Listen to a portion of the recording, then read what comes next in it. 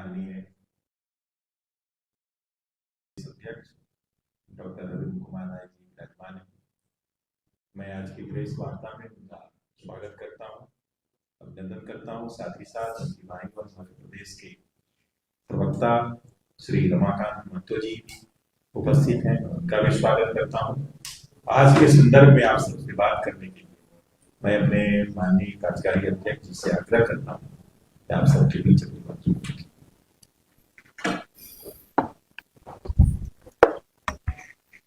ठीक है,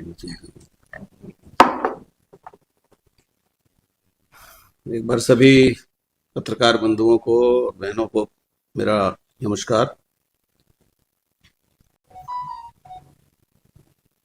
आज कुछ तात्कालिक प्रसंगवश आपको यहाँ पर हमने बुलाने का, आपको कष्ट देने का काम किया है। भारतीय जनता पार्टी चुनाव को बहुत ही सहज ढंग से लेती है और हमारी जो पंच निष्ठा है भारतीय जनता पार्टी की, उसमें से हमारी दूसरी सबसे महत्वपूर्ण निष्ठा है लोकतंत्र की। और इसलिए जब झारखंड के विधानसभा चुनाव का परिणाम आया था तो मैंने आप लोगों के माध्यम से सहज ढंग से उस परिणाम को स्वीकार भी किया था और उसके अनुसार अपनी भूमिका को आगे तय करने का भी ऐलान किया था। हम नहीं चाहते हैं कि लोकतंत्र में टकराहट हो। सकारात्मक सहयोग की भूमिका विपक्ष से भी और सत्ता पक्ष से भी हम महसूस करते हैं, होना चाहिए। महाराष्ट्र में भारतीय जनता पार्टी की बहुमत की सरकार बन रही है, 2/3 से अधिक बहुमत आई है। पूरे देश के लोग आज महाराष्ट्र के परिणाम से अचंभित हैं, लेकिन वहां बहुत ही सहज ढंग से सामाजिक जीवन चल रहा है। आज बहुत दुख के साथ मुझे इस बात को कहना पड़ रहा है कि झारखंड मुक्ति मोर्चा और कांग्रेस के जो समर्थक हैं, इस चुनाव में जो परिणाम आया है उसके बाद या तो वो अहंकार से चूर हो गए हैं, परिपूर्ण हो गए हैं और लोकतंत्र को कलंकित करने की कोशिश कर रहे हैं। पिछले 3 दिनों से चुनाव परिणाम 23 को आया, उसी दिन रात से लेकर आज 26 तारीख है। हमने इंतजार किया 2 दिनों तक कि शायद खुशी के माहौल में हुड़दंगबाजी करते हुए और दूसरे को अपमानित करने की घटना थम जाएगी, लेकिन लगातार झारखंड मुक्ति मोर्चा और कांग्रेस के लोग अलग अलग स्थानों पर प्रदेश में अराजकता पैदा करने की कोशिश कर रहे हैं। बरहेट, जहां मुख्यमंत्री के रूप में चुनाव लड़ रहे थे हेमंत सोरेन जी, और वहां से हमारा भारतीय जनता पार्टी का प्रत्याशी गेमेलियल हेम्ब्रम, जो बहुत ही सशक्त ढंग से चुनाव लड़ा और अप्रत्याशित रूप से 50,000 से अधिक, 60,000 के आसपास वोट भी प्राप्त किया।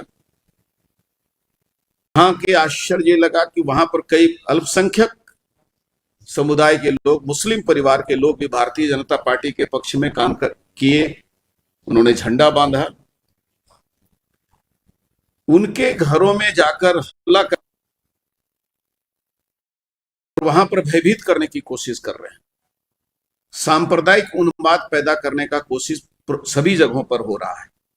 आज इसी कारणवश हमारे प्रदेश अध्यक्ष श्रीमान बाबूलाल मरांडी को आज बरहेट का दौरा करना पड़ा है, ताकि इस प्रकार की जो प्रवृत्ति आज वहां देखने को मिल रही है, उसी प्रकार की घटनाएं पाकुड़ में भी घटी हैं। राजमहल विधानसभा क्षेत्र के अंतर्गत भी भाजपा के कार्यकर्ताओं के साथ भयभीत करने का, उनको सामाजिक उत्पीड़न देने का, मारपीट करने का घटना घट रही है। और सबसे दुखद घटना और भी हुई बहरागोड़ा विधानसभा क्षेत्र में जो जेएमएम के उम्मीदवार थे जो जीते हैं, लेकिन भाजपा बहुत सशक्त लड़ाई वहां लड़ी। वो पिछले 3 दिनों से लगातार चाकुलिया में, बहरागोड़ा में उनके लोग उत्पात मचा रहे हैं। हमारे सांसद के द्वारा भी प्रशासन को कहने के बाद अभी तक वहां नियंत्रण नहीं हुआ है। और मैं आपको बताऊं कि बहरागोड़ा के जो विधायक हुए हैं समीर मोहंती, उनका भतीजा राकेश मोहंती और उनका एक उड़ीसा का रहने वाला उनका भांजा, जो एक प्रकार से असामाजिक तत्व के रूप में वहां पर पिछले कई बीच में भी भयभीत करने की कोशिश हुई थी। और उस समय भी प्रशासन को कहा गया था कि बूथ, कई जगह पर बूथ के हमारे अध्यक्ष को, बूथ की कमेटी को मारपीट करना, रात में घुस करके उनकी माता को, उनके घर की महिलाओं को चेतावनी देना, प्रताड़ित करना। राकेश महंती और अभिलाष पटनायक, ये दोनों जगह जगह पर अपने साथ कुछ आपराधिक तत्वों को लेकर के समूह में जाकर के उपद्रव करने का काम कर रहे हैं। कई टीवी के दुकान में, एक हमारा वहां पर मनोज पाल, जिनके टीवी को तोड़फोड़ किया गया, मारपीट किया गया, जिसमें कई लोगों ने पुलिस को खबर की। शंभुनाथ मल्लिक भाजपा का कार्यकर्ता है, चाकुलिया का रहने वाला, उसके साथ में अभद्र व्यवहार हुआ, मारपीट हुई। मनोज अग्रवाल जी के घर में जाकर के उनके घर के परिवार के साथ में अपमानित करने का कोशिश किया गया। उसी प्रकार सुशील शर्मा चाकुलिया का है, उसके साथ में ये राकेश महंती और अभिलाष पटनायक जो है वो जगह जगह पर झगड़े कर रहे हैं और उनके साथ भी अपमानपूर्ण व्यवहार किया है। आपने देखा होगा कि सीता सोरेन जी जब चुनाव के गणना के बाद निकली तो जिस प्रकार का अभद्र शब्दों का प्रयोग करके और उसके मानसिक रूप से प्रताड़ित करने का प्रयास जामताड़ा में हुआ। चुनाव के समय भी गंदे शब्दों का प्रयोग हुआ था। जामताड़ा में एक जगह शादी हो रही थी, शादी एक समुदाय का था, हिंदू समाज का था, और जुलूस निकालने वाले अल्पसंख्यक लोगों ने जाकर के उस समूह में जाकर के और महिलाओं के साथ अभद्र व्यवहार किया, जिसमें प्रशासन को, थानेदार को माफी मांगनी पड़ी। तो चाहे वो राजमहल हो, पाकुड़, जामताड़ा, मधुपुर में भी हमारे कार्यकर्ताओं के साथ वो, और जहां जहां भी बाहुलता अल्पसंख्यक समाज की या और समाज में तनाव पैदा करने का काम कर रहे हैं। मैं ये कहना चाहता हूं कि चाहे वो हमारे उम्मीदवार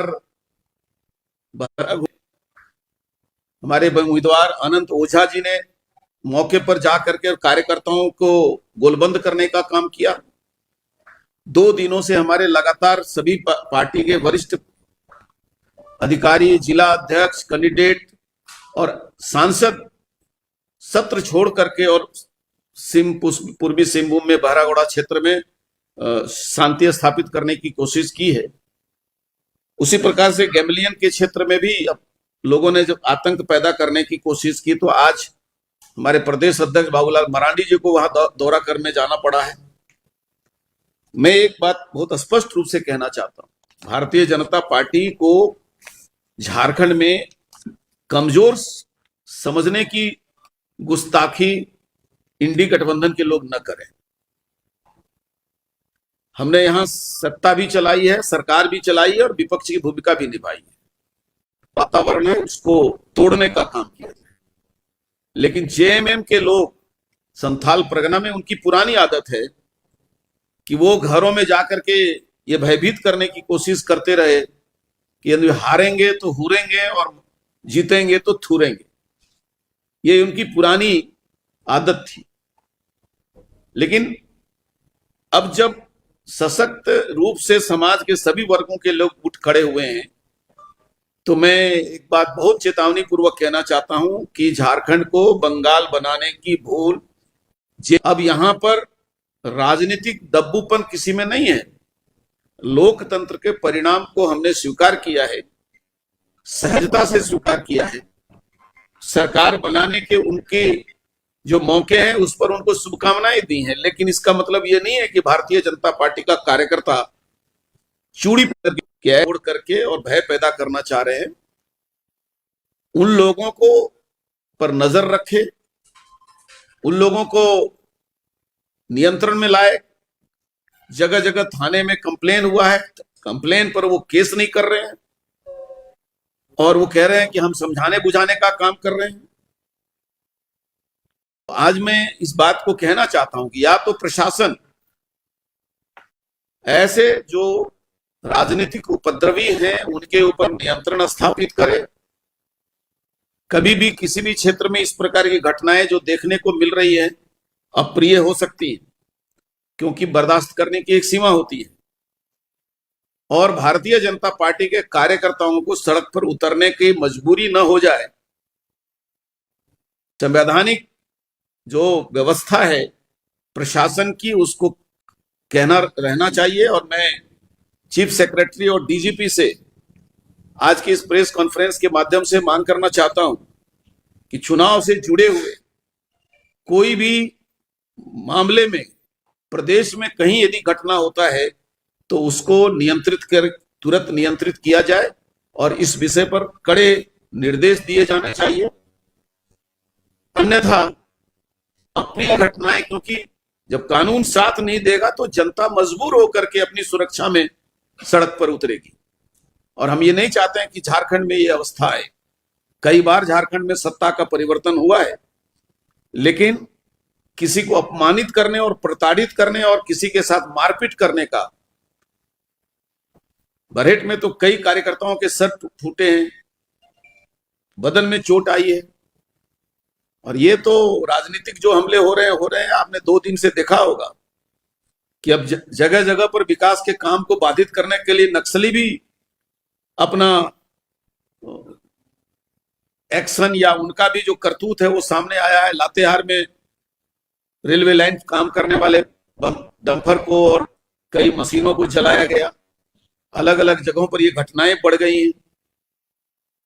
2-3 घटनाएं नक्सलियों के उपद्रवियों के भी हो रहे हैं। अभी बालू उठाने के नाम पर पूर्वी सिंहभूम में 2 लोगों की हत्या कर दी गई। वो पीएलएफआई के उग्रवादी हैं। तो एक तरफ राजनीतिक आतंक और दूसरी तरफ ये जो आपराधिक हैं, अब वो पीएलएफआई हैं, नक्सल हैं, लेकिन यदि हत्या हो रही है प्रदेश में तो मुझे लगता है कि सरकार गठन के पहले ही झारखंड को यह संदेश जा रहा है कि जो आने वाली जो सरकार है उसमें जान माल की सुरक्षा का अभाव रहेगा और लोगों को जान माल की सुरक्षा का चिंता शायद प्रशासन न कर सके तो स्वयं करना पड़ेगा। और यह बहुत ही दुर्भाग्यपूर्ण होगा। आज संविधान दिवस के अवसर पर मैं फिर से एक बार यह अपील करना चाहूंगा कि झारखंड के प्रशासनिक अधिकारी इस चुनाव के बाद जिस प्रकार के कानून व्यवस्था के सामने प्रश्न उठा है और लोकतंत्र को कलंकित करने का कार्रवाई कांग्रेस और जेएमएम के द्वारा हो रहा है, इस पर तुरंत रोक लगाई जाए ताकि किसी भी राजनीतिक प्रतिशोध में सड़क पर उतरने की जरूरत न पड़े। लोकतंत्र में सत्ता का परिवर्तन सहजता से होना चाहिए, स्वाभाविक रूप से होना